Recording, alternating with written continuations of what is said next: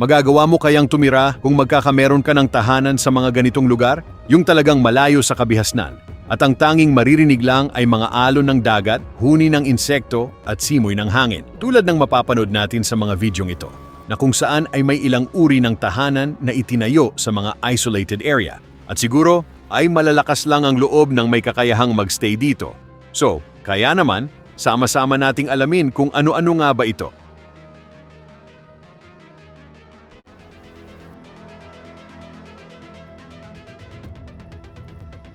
Drina River House.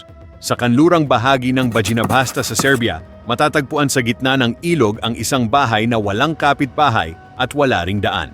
Kung gugustuhin mo ng tahimik at walang gulo sa syudad, ito ang nababagay sa iyo. Hindi lang basta pang photography, dahil alam mo bang may napaka-adventurous itong story. Back in the day, may 4 na kabataan ang nakaisip na gumawa ng isang kubo sa gitnang ito ng malaking bato. Upang sa tuwing mapapagod sila sa paglangoy, ay may rest area silang mabilis pupuntahan. At yun ang umpisa ng mahabang istorya nito. Ayun pa sa marami ng beses na nasira ito ng malalakas na agos ng ilog at bagyo. Pero para mapanatili ang historical cabin, ay ilang beses na rin nila itong nirebuild. At sa loob ay simple lang. Maliit na kusina, salas walang internet at walang kuryente. At dahil isolated ito, bago ka makarating ay kakailanganin mong gumamit ng bangka at umakyat sa hagdan ng cabin. The lonely house in the world. Ayon sa marami, ito na ang pinakamalungkot na bahay sa buong mundo. Matatagpuan ito sa isla ng Elliday sa karagatan ng Iceland. Pero sa kabila ng istorya nito, hindi naman pala talaga siya bahay na katulad ng iniisip mo. Dahil ito ay isang malaking kubo na ginawa ng mga puffin hunter nung araw. At hindi lang yan, dahil may istorya din ito nung 1700s. Mula pa noon, may tumira na talagang 5 pamilya sa lugar na nagbakasakali nagaganda ang pamumuhay, pero hindi ito naging matagumpay. So, naisip nilang lisanin na lang ang isla at lumipat sa mainland. Kaya pagdating ng 1950s, ay naisip ng Iceland Hunting Association na itayo ang bahay na ito, na tinatawag na loneliest house in the world. At ang dahilan ay para sa bawat hunter na pupunta dito kung sakaling aabutin sila ng masamang panahon. Kaya walang nakatira na kahit sino. Imagine isang buong isla, ang pagmamay-ari mo, Three Fingers Cabin. Para makalaya sa sibilisasyon, kailangan na dito ka pumunta dahil kapag nakatulog ka sa loob ng cabin, para ka na ring nakalutang sa ibabaw ng ulap.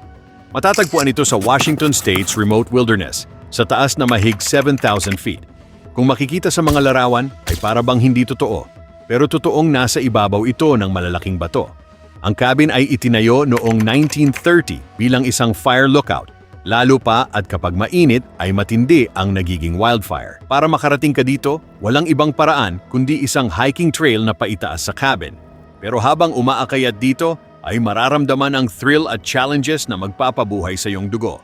At kapag nakarating na, ay sulit naman dahil sa magagandang tanawin na nasa paligid.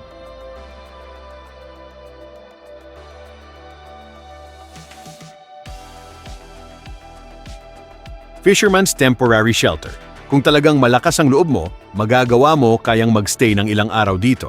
Well, ito naman ay hindi talaga mga bahay na tirahan, kundi ito ay mga simpleng kubo na itinayo ng mga Vietnamese sa gitna ng dagat. Itinayo ito para maging pansamantalang kanlungan kapag manghuhuli ng isda. Gamit ang pinagtagni-tagning mga trapal at mga yero, nakagawa sila ng kubo na nasa matibay na kahoy. Parang buwis buhay din ang magstay dito. Kapag malakas ang alon, maingat silang kumakapit sa malalaking lubid na siyang nagiging tulay papunta sa kubo. At sa loob nito ay simple lang na dito na natutulog at nagluluto. Kaya kung may malakas na hangin, umuuga-uga ang kubo na para bang nililindol. At masasabi ko rin talaga na masama ito sa may mga sisig. So, kaya itong mga taong ito ay sanay na din sa buhay dito at hindi na natatakot. Villa Epiquen. Ito na yata ang isa sa napaka-chilling moment sa lahat ng makikita sa listahang ito. Dahil sa southwest ng Buenos Aires sa Argentina, matatagpuan ang ghost town na ito malapit sa karagatan. Kapag napapunta ka dito, talagang makapanindig balahibo ang kapaligiran. Bakit? Well, dahil noong 1985, isang napakalakas na baha ang tumama at aabot ng mahigit 30 feet ang taas. Ang Villa Epiquen ay lumubog at napakarami ng sinirang buhay at mga istruktura. Kaya sa paglipas ng ilang dekadang pagtitiis at paghihintay, humupa din ito at bumalik sa dati. Pero makikita ang iniwang pinsala na magpapatindig ng balahibo sa mga tao. Pero kahit ganito, may nag-iisang tao ang piniling manirahan pa rin dito. At ito ay si Pablo Nova, na makikitang nag-stay sa isang abandonadong bahay, malapit sa entrance pero pwede pang tirahan. Normal lang din ang buhay niya dito, pero kasama ang alaala na halos araw-araw manunumbalik sa isolated na lugar tulad nito. Cliffside Sanctuary. Magawa mo naman kaya mamuhay kung ganitong klase ng bahay ang ipagkakaloob sa'yo. Ito ay matatagpuan sa San Colombano, Italy, kung saan ay may isang parang bahay sa bangin ng bundok. Pero hindi talaga ito bahay, dahil ito ay isang monastic sanctuary ng ilang religious group doon. Sinimulan itong itayo noong 1300s at natapos ang monasteryo ng 1720. Para makabuo ng daan dito, inukit nila ang baybaying tabihan ng bundok ng mano-mano. At ang baitang ay aabot ng 102 na talagang exciting din naman. At kapag nakarating na sa loob, makikita ang direktang paggawa dito na inukit din sa parte ng bato sa bundok. So, sa pamamagitan nito, mabibigyan ng tamang meditation ang mga monghe na gustong magstay sa lugar. At hanggang ngayon ay marami na ang pumupuntang turista dito upang masilayan ang nakamamanghang istruktura na ito. Saint Cado Islet. Hindi naman talaga sobrang layo sa kabihasnan, pero makikita na humiwalay talaga siya sa mga ingay sa paligid. Ito ang isang bahay na nakatayo mag-isa sa maliit na isla. Bakit dito? Well, kasi dati, dito nagtatrabaho yung mga mangingisda. Nagbabalat ng talaba o oyster ng magdamag. Kaya ginawan nila ng maliit na bahay para may masilungan at mas malapit ang uwian. Ngayon wala ng tao pero nakatayo pa rin at tanging mga visitors ang namamalagi dito. Pag high tide, lumulubog at pag low tide, naiiwan sa buhangin. At sa bawat paligid nito, may ilan pa ring mga pulo na may nakatayong mga bahay. At bawat area ay may mga daanan na ang ilan ay konektado rin dito. At kapag pumasok ka dito, maririnig mo lamang ay ang hangin at mga hampas ng tubig sa paligid. Tridrangaviti Lighthouse. 3 bato sa gitna ng karagatan, tapos may bahay ilaw sa ibabaw. Ginawa ito noong 1939 sa mismong baybayin ng Atlantic Ocean sa Iceland. Mano-mano ang pagkakagawa sa lighthouse nung panahong iyon dahil wala pang mga helicopter. May taas itong 120 feet mula sa dagat na kapag tumingin ka sa ibaba ay nakakalula. Kada isang linggo ay may taong pumupunta sa lighthouse para mag-operate ng gabay sa mga manlalayag. Pero ang taong pumupunta dito ay syempre malaki ang sweldo dahil malungkot mag-isa. Pero ngayon, mga technician na. Pag nasira yung ilaw ay naka-helicopter na. Imagine kung gaano kabuwis buhay ang pag-akyat dito dahil lubid lang ang tanging paraan. Tiny Island Paradise. Ito ay literal din na naging bahay ng isang pamilya mula sa isolated na area. Meron lang naman itong 300 meters na sakop, kaya matatawag na mini island. Makikita sa drone footage kung gaano kaganda ang pwesto habang napapaligiran ng ilog ng St. Lawrence River. Paano ang kuryente? Well, nakakonekta sila sa underwater cable na konektado sa mainland. At kung magtataka ka sa kanilang banyo, mayroon silang modernong plumbing at septic system para sa malinis na tubig at maayos na palikuran. Ang bahay ay hindi talagang tinitirahan. Sa halip ay weekend getaway o bakasyunan lamang ito tuwing tag-init. Kaya 2 choices meron sila, ang lumangoy papunta dito para thrill o mamangka ng mas mabilis. Scotland's Lagang Guard Hut. Para sa mga taong gustong makalayo sa ingay sa syudad, ito na ang lugar na para sa iyo.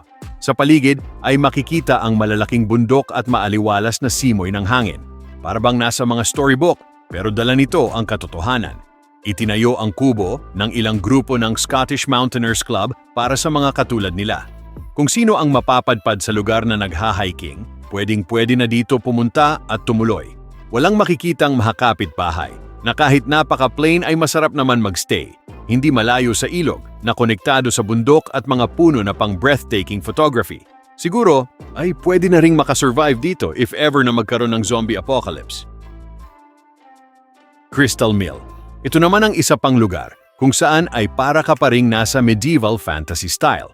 Matatagpuan ito sa bundok ng Colorado, ang iconic na water mill na gawa sa purong kahoy. Dati itong ginamit ng mga local miners na pinagagana ng kuryente. Pero nang pabayaan na, naging isang iconic meal na lang ito. Siyempre, napakatibay ng pagkakagawa kaya hindi pa rin nasisira kahit ilang dekada na ang lumipas. At para mapuntahan ang lugar, hiking, walking or kailangan gumamit ng bike patungo dito. Once na maabot ang lugar, ay sulit din naman dahil sa magandang kapaligiran na minsan lang makikita. Ang maganda pa dito, pagsapit ng gabi ay mapapanood ang kaakit-akit na gabi dahil sa kalangitang puno ng bituin. Casa do Penedo, para ka ding bumalik sa literal na Stone Age dahil sa bahay na ito nagawa sa malaking bato. Matatagpuan ito sa Northern Portugal, sa hindi kataasan ng bundok. Talagang nakakabilib ang disenyo nito dahil purong bato na pinagkapit-kapit. Siyempre para mabuo ang itong bahay na nag-iisa ay nilagyan nila ito ng halo na simento upang paglagyan ng bintana. Hindi ito bahay na tirahan dahil tulad ng ibang nauna ay getaway o bakasyunan din ng isang pamilya.